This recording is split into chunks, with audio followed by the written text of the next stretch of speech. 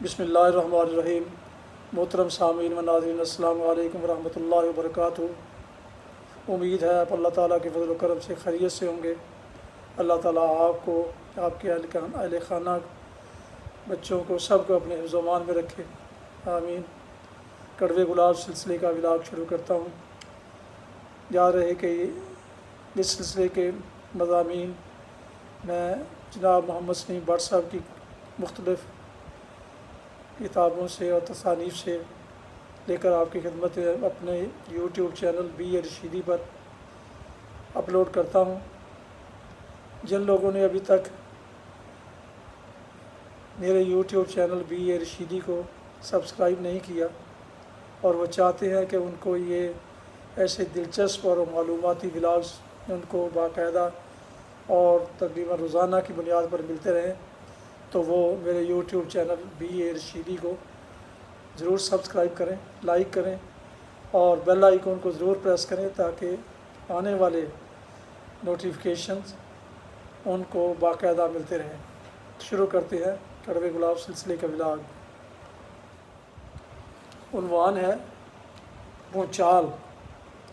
جب ہم چھوٹے چھوٹے ہوتے تھے تو اس وقت ذرائع ابلاغ اتنی ترقی پذیر نہ تھے، اخبار اور ریڈیو کا استعمال بھی بس واجبی تھا۔ یہ وہ دور تھا جب چھوٹی چھوٹی باتیں اور چھوٹے چھوٹے مزاح ڈھیروں خوشیاں اور کہہ بکھیرتے تھے، کیونکہ اس وقت لوگ ابھی اتنے چاتر نہیں ہوئے تھے۔ جب فلم سٹار مکری کو ایک فلم میں دیوار میں الٹا کیل گاڑتے دکھایا گیا تو کیل نہ گڑنے کی صورت میں وہ شیخ اقبال کو کہتا ہے، استاد دیکھو یہ کیل دیوار میں نہیں ٹھوکا جا رہا۔ شیخ اقبال اس کو دھول جماتے ہوئے کہتا ہے، اگلے پگلے اس دیوار کا کیل اس دیوار میں کیسے جائے گا؟ ایسا تھا سادہ مزاح۔ اسی زمانے میں ہم بچہ لوگ اپنی بچگانہ گفتگو میں اس مسئلہ پر سوچ بچار کیا کرتے تھے کہ بھونچال کیوں آتا ہے، اور ہم میں سے ایک ذرا سیانہ لڑکا انتہائی مدلل انداز میں بتاتا تھا کہ ایک بڑا تگڑا بیل ہے جس نے زمین کو اپنے سینگوں پر اٹھا رکھا ہے۔ جب ایک سینگ تھک جاتا ہے تو وہ زمین کو اچھال کر دوسرے سینگ پر لے آتا ہے۔ اس عمل کے دوران جو جھٹکے لگتے ہیں اسے بھونچال کہتے ہیں۔ اب آپ سوچیں گے کہ میں نے یہ تمہید اس ہفتے آنے والے طاقتور ترین بھونچال سونامی کا قصہ بیان کرنے کے لیے باندھی ہے، لیکن ایسا نہیں ہے۔ یہ بھونچال تو قدرت کی وارننگز ہیں جو یہ بتاتی ہیں کہ آپ سائنسی ترقی کو جہاں مرضی لے جائیں، قدرت ہی بے شک۔ ہم تو بات کرنا چاہتے ہیں اس بھونچال کی جس سے ہر برسر اقتدار طبقہ ڈرتا ہے، اور اس کا یہ خوف دور کرتے ہیں سیاسی تھموں جیسے چار پائی کرسی اور میز کا وجود پاؤں کی وجہ سے ہے۔ اسی طرح ہر حکومت کو سیاسی تھموں احساس دلاتے ہیں کہ جناب آپ کی حکومت کو ہم نے سر پہ اٹھا رکھا ہے۔ یہ پیشہ ور تھموں اپنا پیشہ کبھی نہیں بدلتے، لیکن وہ کیا کریں، ٹاپ ہی بدل جاتی ہے۔ اس کے باوجود وہ اپنے تئیں بڑے بڑے بینر لگا کر عوام کو اس بات کا احساس دلاتے ہیں کہ اگر موجودہ لیڈر پیدا نہ ہوتا تو پاکستان کا کوئی پرسان حال نہ ہوتا۔ جو بڑے لیڈروں کو بھی بڑے بڑے بینر لگا کر چھینک مارنے پر مبارکبادیں پیش کرتے ہیں کہ جناب کی چھینک سے آپ کے دماغ کی ساری گندگی باہر گر گئی ہے، اور اس بات پر اللہ تعالیٰ کا شکر ادا کرتے ہیں کہ چھینک کے زور سے ان کا دماغ باہر نہیں گر گیا، ورنہ قوم یتیم ہو جاتی ہے۔ اخباری بیانات روز کا معمول ہیں۔ جب اخبار کھولو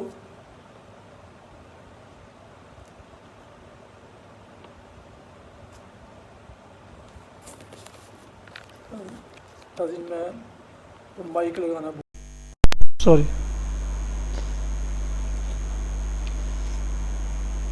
جی اخباری بیانات روز کا معمول ہیں۔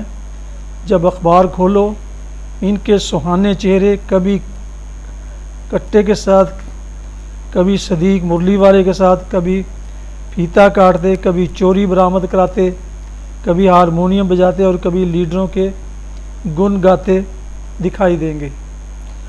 ملک خدا داد پاکستان کے وجود میں آتے ہی یہاں کچھ ایسا کلچر بنا کہ سادگی، شرافت اور خاندانی خوش اتوار افراد کی قدر و منزلت کھو گئی، اور ان کی بجائے ہوشیار، چلتر اور غیرت سے عاری لوگوں کی چاندی ہو گئی، جس کے حلال کما کر کھانے والوں کا مذاق اڑایا گیا۔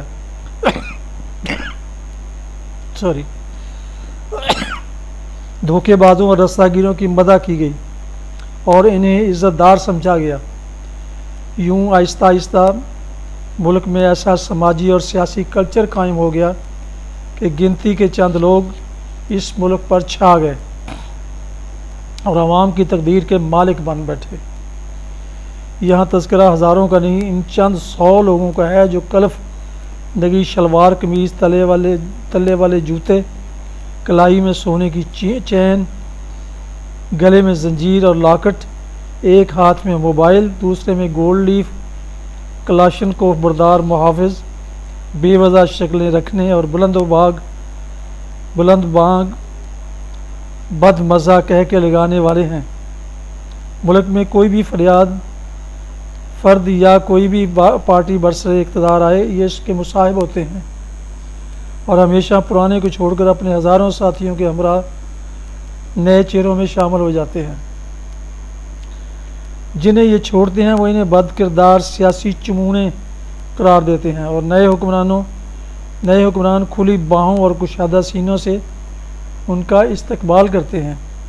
پھر 2 سال بعد جب نئے حکمرانوں کی چھٹی ہو جاتی ہے اور پرانے لوگ دوبارہ مسند اقتدار پر بیٹھتے ہیں تو یہی بد کردار سیاسی چمونے ان میں شامل ہو جاتے ہیں۔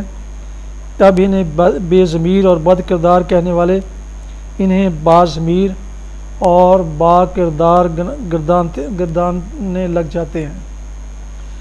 یہ لوگ جو کبھی سائیکل کے متحمل نہیں تھے، آج پجارو اور لینڈ کروزر ان کی شان ہے۔ یہ لوگوں کو کام اور پلاٹوں کے قبضے دلواتے ہیں، بھتہ خور افسروں کو بلیک میل کرتے، انہیں تبدیلیوں کا جھانسا دے کر اپنے کام نکلواتے اور کروڑوں کماتے ہیں۔ ان کی مثال اصلاً پرانے زمانے میں افواج کے ساتھ چلنے والے بینڈ اور نفیری والوں کی ہے، جو اپنا ساز بجا کر فوجی جوانوں کو دشمن سے لڑنے مرنے کا جوش دلاتے تھے۔ ان کی افواج اگر جیت جائیں تو خوب، اور اگر ہار جائیں تو چھلانگ لگا کر دشمن فاتح افواج کے آگے آگے نفیریاں بجاتے ٹور سے چلنے جاتے تھے۔ دوستو، یہ طبقہ ایک ظالم، مکار، خطرناک گروہ کی صورت اختیار کر گیا ہے، جسے برسر اقتدار ٹولہ یا مستقبل کی امیدوار پارٹی یکساں اپنی ضرورت سمجھتی ہے۔ ارے ہے کوئی ایسا جو اس ٹڈی دل پر DDT چھڑکے اور اسے تلف کرے، ورنہ اگلی نسلیں اور آئندہ نسلیں دونوں تباہ ہو جائیں گی۔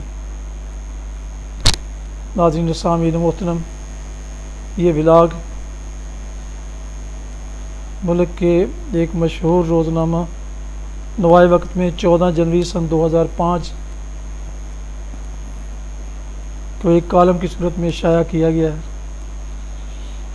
اور اسے جناب سلیم بٹ صاحب نے ایک کتابی شکل میں، جس کا نام پاک نگری رکھا ہے، اس میں شامل کر دیا ہے۔ ناظرین سامعین محترم، یہ تھا آج کا کڑوے گلاب سلسلے کا ولاگ، جس کا عنوان تھا بھونچال۔ جن دوستوں نے، دوبارہ درخواست ہے، جن دوستوں نے ابھی تک میرے یوٹیوب چینل BA رشیدی کو سبسکرائب نہیں کیا اور وہ چاہتے ہیں کہ ایسے دلچسپ معلوماتی ولاگز ان کو باقاعدہ اور روزانہ کی بنیاد پر ملتے رہیں، وہ اس یوٹیوب چینل BA رشیدی کو ضرور سبسکرائب کر کے، لائک کر کے، بیل آئیکن کو ضرور پریس کر دیں، تاکہ آئندہ آنے والے ایسے دلچسپ اور معلوماتی ولاگز، ویڈیوز ان کو باقاعدہ اور بر وقت ملتی رہیں۔ اللہ تعالیٰ آپ کا حامی و ناصر ہو، اللہ تعالیٰ آپ کو، آپ کے اہل خانہ کو ہمیشہ اپنی حفظ و امان میں رکھے، آمین۔ اپنا بہت خیال رکھیے گا،